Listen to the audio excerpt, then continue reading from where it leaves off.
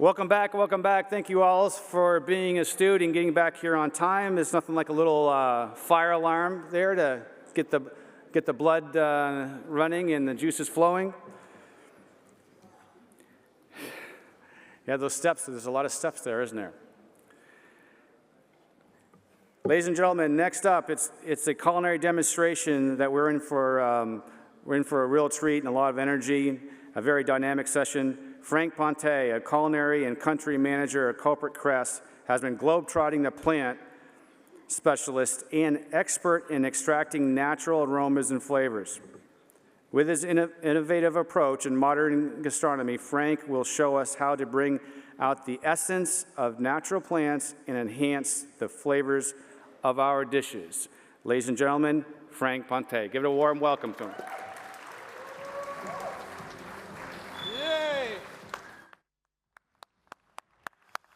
Oh, good afternoon, guys. I'm so pleased to be here. What a beautiful place, what a beautiful people. Hello, hello, smiley, very pleased to be here. Okay, I need to go already 19 minutes. How that's going to happen, I don't know. I can speak for you for hours, and I've got 20 minutes. So my name is Frank Ponte. I'm a chef. I started to work at Koppert Cress. Koppert Cress, you all know Koppert Cress. Koppert Cress at least a good 12 years ago. I was a consultant at the time. I started as a consultant. I was promoting my book on stage. I wrote a book in the past, and I was promoting my book on the stage in London, and there is a lady from Koppert Cress who was waiting for me while I was finished my presentation and said, "Can you work for us as a consultant?" I said, "Yes." Koppert Cress. "Yes, I know Koppert Cress, the garnish." No, the garnish. The chef uses as garnish, yes, but it's not what we want to do at Koppert Cress. We want you to look at the ingredient as a living ingredient and start to extract some flavor from the ingredient. So I'm going to do that. I've never done that before, so that was a challenge. So explain you quickly what I've done. I said I took the challenge on board because as chefs, as we all know, we love challenges. So took the challenge on board, had all these beautiful cresses from everywhere who came in my kitchen at the time. I've got my daughter who was working at university, and I had some bain-marie in my kitchen. I had 4 bain-marie in my kitchen. In this bain-marie, I put all my cresses, plant, edible flowers, into little bags. In each little bag, I had 3 solutions. I had some water, some oil, and I had some milk. And I cut out more than 400 bags in the kitchen. I still have pictures. It was crazy. And then I put it in each bag. I put it in the bain-marie. And when I done, every 5 degrees, I opened the bag. My daughter was next to me on the side, and she was sitting down. She said, "Okay, if you want me to cook with the living ingredient, I need to understand what's happening." And it was fascinating, because we started at 5 degrees, we finished at 100 degrees, the boiling point. And I realized, hold on a minute, the Sakura cress actually split the milk completely. Split the milk completely after 30 degrees. You got the water, you got the cheese, you can make cheese out of Sakura cress. This is what is mad.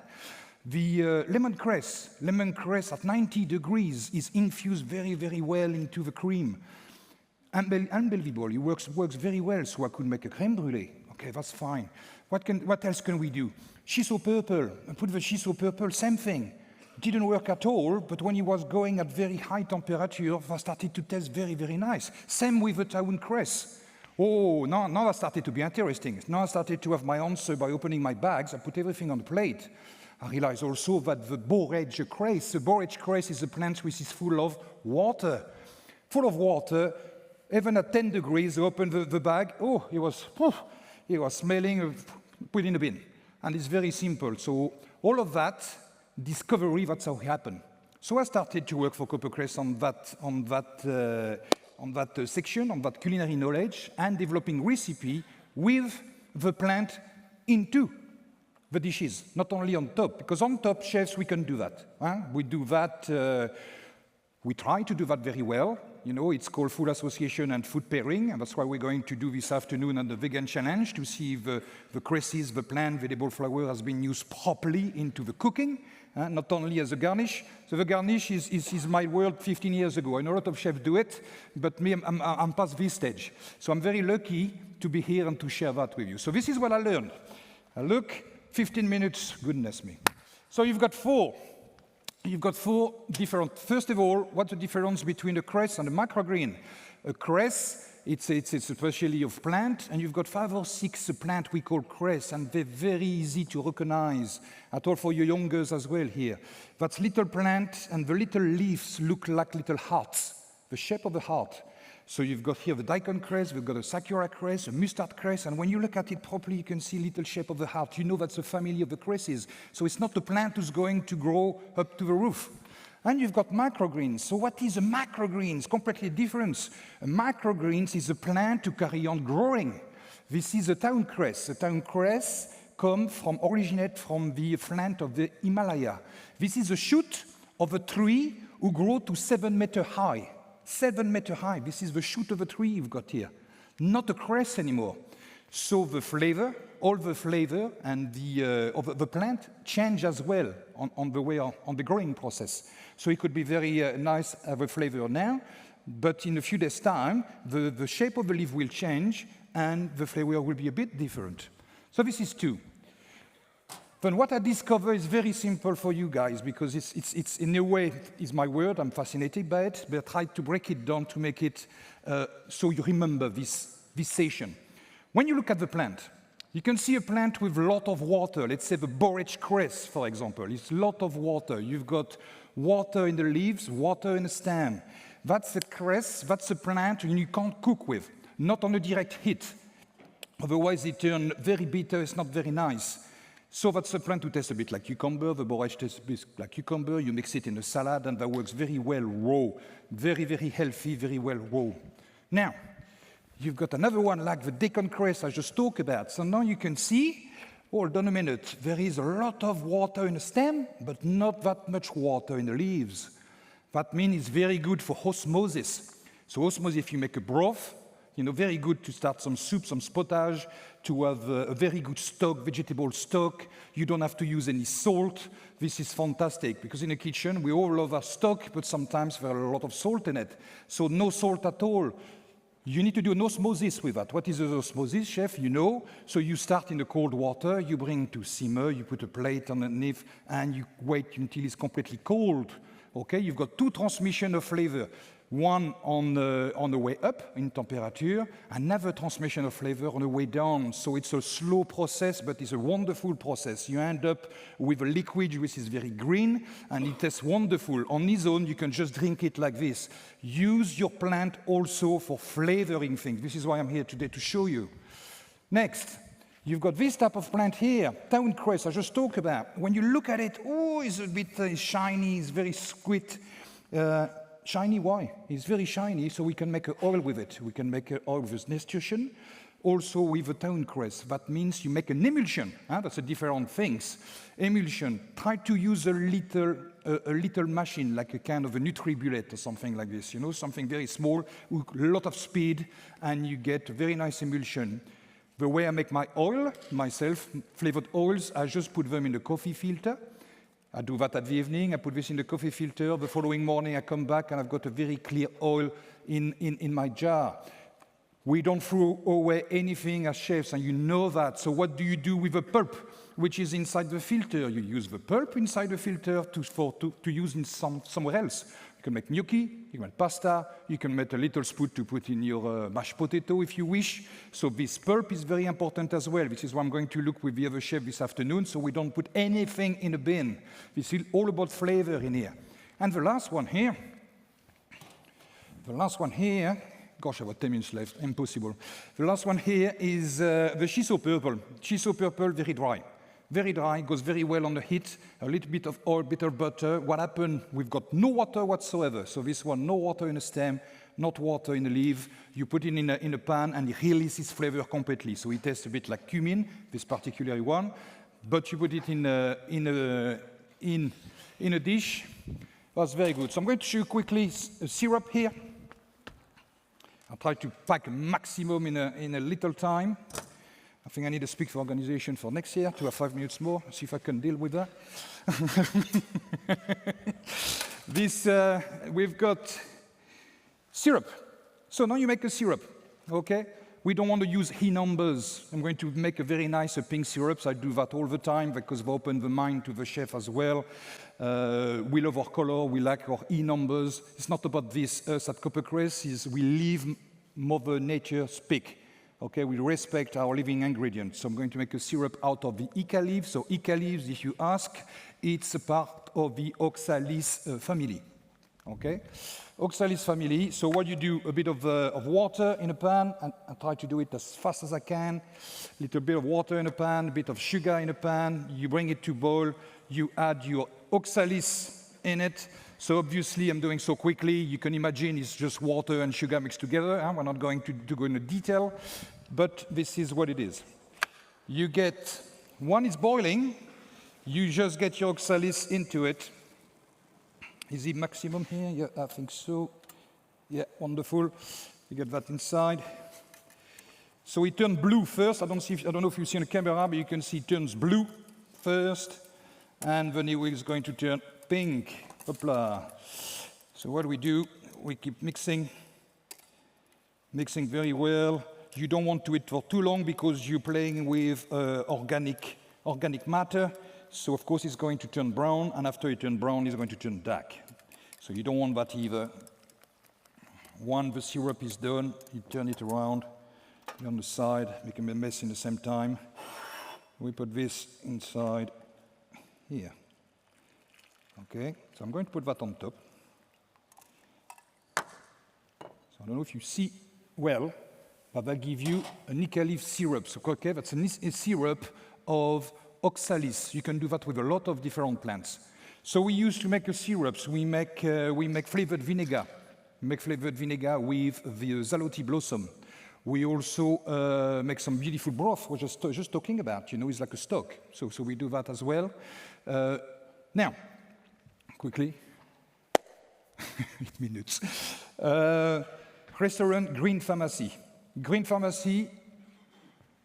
We've been talking about the white jacket since the last 2 days, 3 days. I was over there. I was applauding you because I love it. I believe in the power of the white jacket. Every morning I put day 1, day 2, day 3. Follow me on Instagram.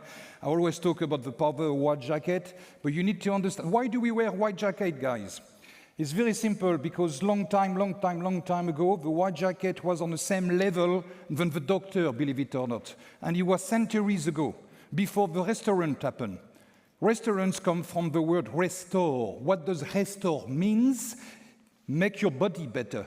It's not a 6-course meal in a Michelin star restaurant at the time. He was someone who was on his horse all day long. He used to go to the first auberge. He used most of the time to sleep with his horse next to him.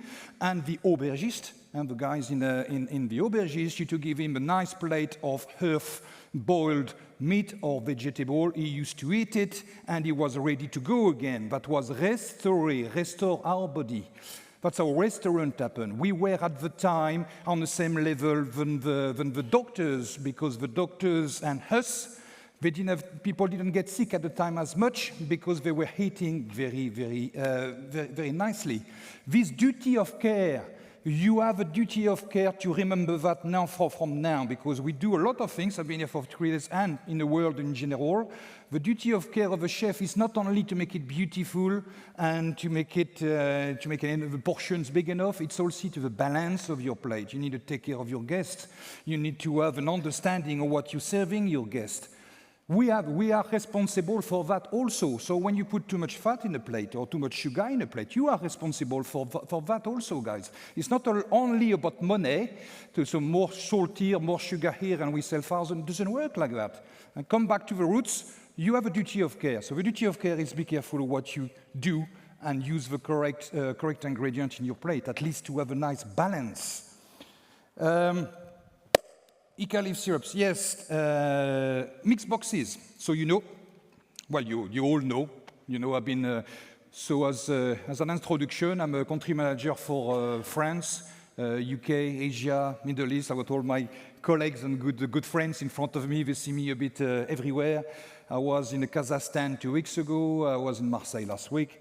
And it's always the same story everywhere. Huh? The one who's saying the economy is great at the moment is a liar. I'm sorry. We need to hold on. We need to get to it. But it's difficult. Huh? It's difficult at the moment. So what we done at Koppert, we listen the chefs.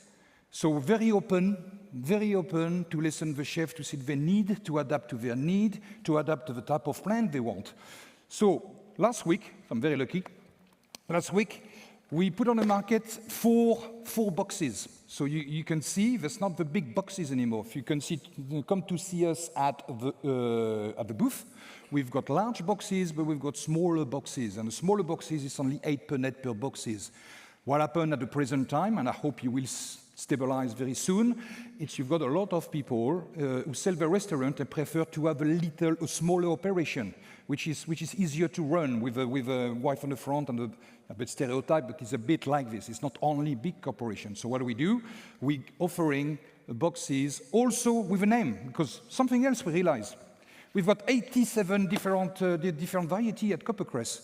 How many people know Koppert and know the plant? If you give me 5, I'd be very lucky.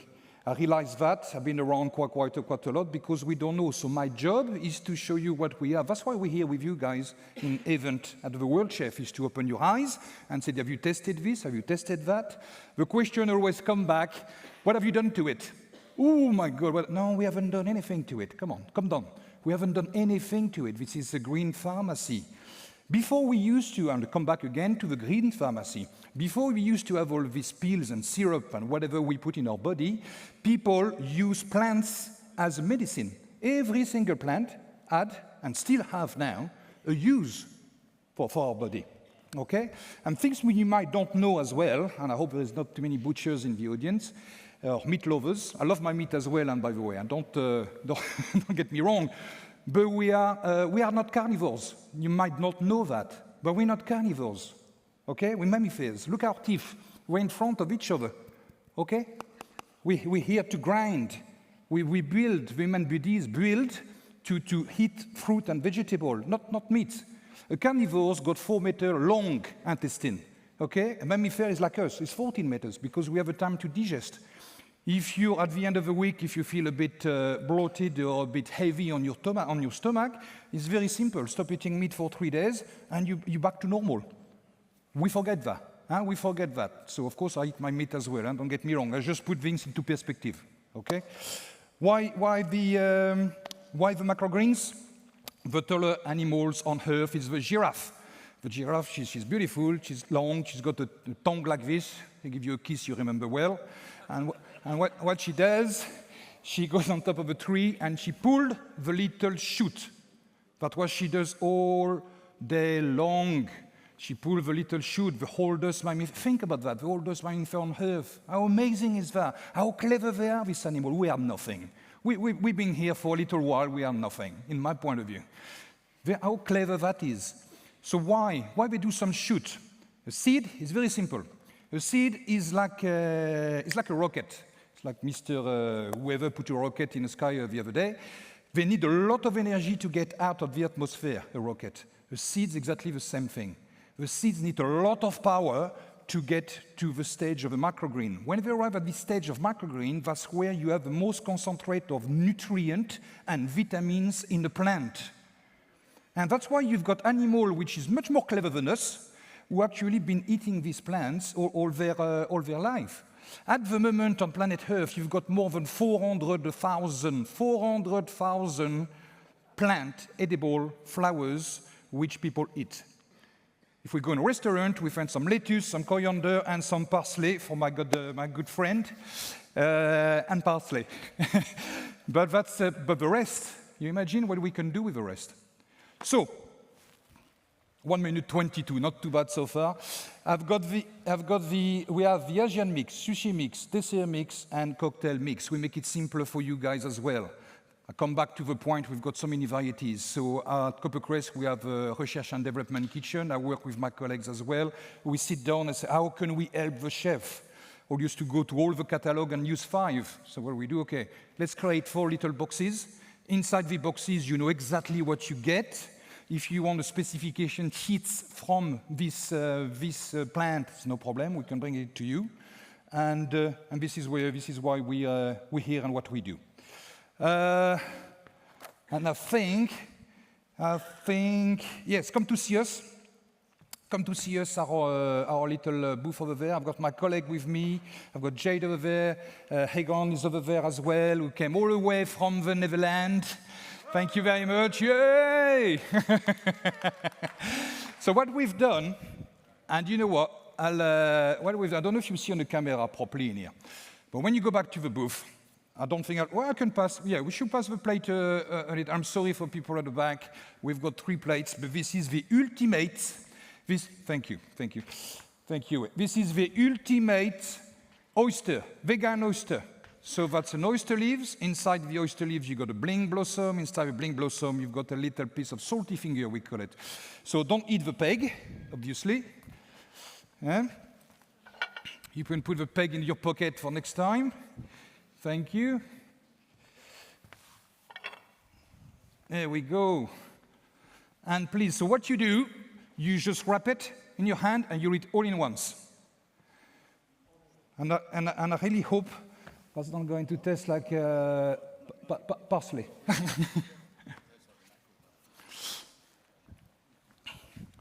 All right, so I would like to say, here we go, that's blipping in front of me, so I would like to say thank you very much. I'm on time, I think. I would like to say thank you very much. Thank you, guys. Big round of applause. Big round of applause. Thank you, thank you. All right. And we'll see you later. Really a fantastic presenter. We could listen to him for another 30 minutes and another 40 minutes easy. Yeah? Really, really great presenter.